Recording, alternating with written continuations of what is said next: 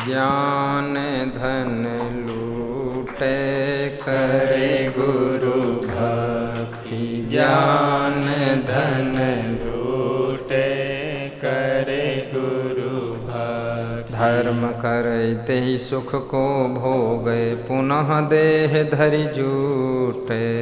धर्म करते ही सुख को भोगे पुनः देह धरि जूटे। भक्ति की हे से मुक्ति को लेवे जग व्यवहार न घूटे करे गुरु भक्ति। ज्ञान धन लूटे करे गुरु भक्ति। सद्गुरु विशाल देव प्रस्तुत शब्द में कहते हैं, हे इंसान, तुम गुरु की भक्ति करो।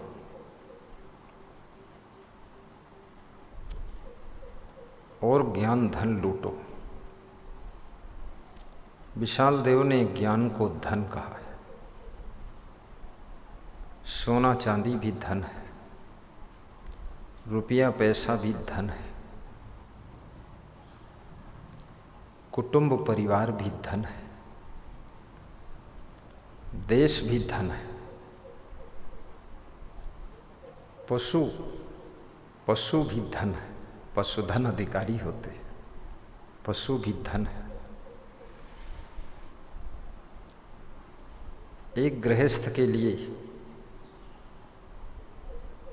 पत्नी भी धन है, पति भी धन है, बहू के लिए सास ससुर धन है, सास ससुर के लिए बहुएं धन है, दादा दादी के लिए पोता पोती धन है। ये भी दौलत है। जिनके पास में बहुत धन है, बहुत रुपये है, लेकिन पोता का जन्म नहीं हो रहा है। बेटे का विवाह हुए 10 वर्ष हो चुके, 20 वर्ष हो चुके, 30 वर्ष हो चुके। बेटी का जन्म हुआ है, बेटा नहीं हुआ है। बहुत धन है, अपार धन है, फैक्ट्री है, कंपनी है, लेकिन मन दुखी है। क्यों? क्योंकि पुत्र धन नहीं है, पोता धन नहीं है। सास ससुर भी सोचते हैं एक पोता हो जाता, कम से कम आगे नाम भी चलता, वंश भी चलता, और इस दौलत का उत्तराधिकारी हो जाता। माता पिता भी सोचते हैं, अरे ये एक पुत्र के इंतजार में 7 लड़कियां हो चुकी, पुत्र नहीं हुआ, कैसे करें? और गुरु भी श्रेष्ठ धन है। गुरु का ज्ञान परम धन है। तो विशाल देव कहते हैं, ज्ञान रूपी धन लूटो। लूटने की बात क्यों कही है? लूटना उसे कहते हैं जिसमें पैसे नहीं खर्च होते, फिर ही लूट लो।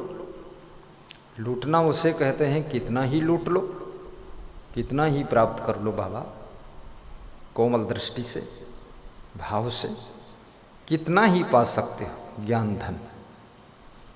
उस ज्ञान धन को लूटने के लिए विशाल देव कह रहे हैं।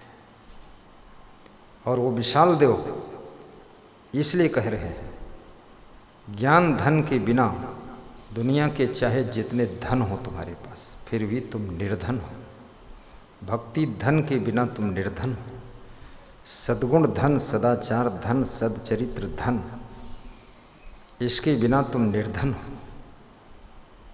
और ये निर्धनता तब मिटेगी जब तुम्हारे पास में ज्ञान धन होगा, तभी ये निर्धनता मिटेगी।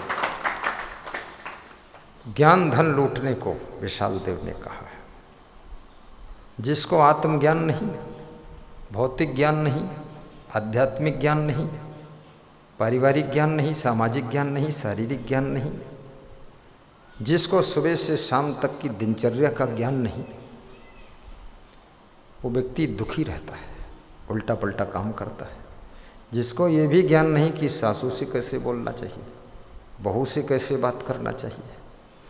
कितनी सासुओं ने सोच रखा है कि बहू को हमने पूरा खरीद लिया है, बहू को ऐसे समझा है कि बहू ऐसे है जैसे कोई मार्केट से सामान खरीद के लाया,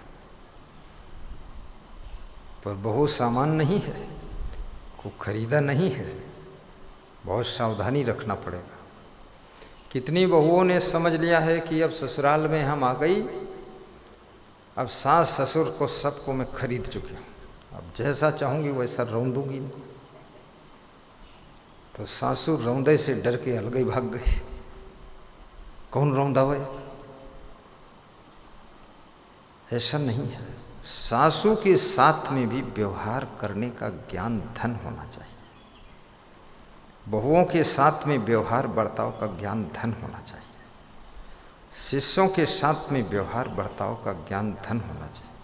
शिष्य को यदि तुम लाडला बनाओगे तो एक नंबर का दुष्ट निकलेगा। शिष्य को अनुशासन में रखोगे तो एक नंबर का श्रेष्ठ निकलेगा। इसलिए गलती करने पर शिष्य को डांटना भी चाहिए, पुत्र को गलती पर थोड़ा डांटना भी चाहिए, समझाना भी चाहिए। और ज्ञान धन जिसको मिल जाता है, धनवंता सोई जना जाके राम नाम धन हो। कबीर साहब कहते हैं वो धनवान है जिसके पास में राम नाम धन है, अर्थात भक्ति धन है, अर्थात ज्ञान धन है, सेवा धन है, प्रेम धन है, सहनशीलता धन है, क्षमा धन, खावई गमा। सद्गुण शतक में पढ़ो आप, उसमें पढ़ के देखो धन के बारे में। पढ़िए सद्गुण शतक से, पढ़िए आप, खोलिए किताब लेकर बैठ जाइए। नवनियम में धन की बात आई है, उसमें धन का प्रसंग है, कौन कौन धन आता है। ये धन, इसलिए धनवान भी सुखी नहीं है,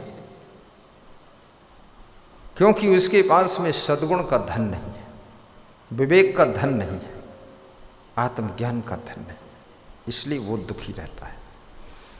तो साहेब ये बता रहे हैं, करे गुरु भक्ति ज्ञान धन लूटे, करे गुरु भक्ति ज्ञान धन लूटे, करे गुरु भक्ति धर्म करे तेहि सुख को भोगे, पुनः देह धरि झूटे, धर्म करे तेहि सुख को भोगे, पुनः देह धरि झूठे, भक्ति की हे से मुक्ति को लेवे, जग व्यवहार न भूटे, करे गुरु भक्ति ज्ञान धन लूटे, करे गुरु भक्ति। बंदों सन्मुख पारखी शीस भेंट धरी हाथ, बचन उचारों बंदगी शक्ति प्रेम के साथ।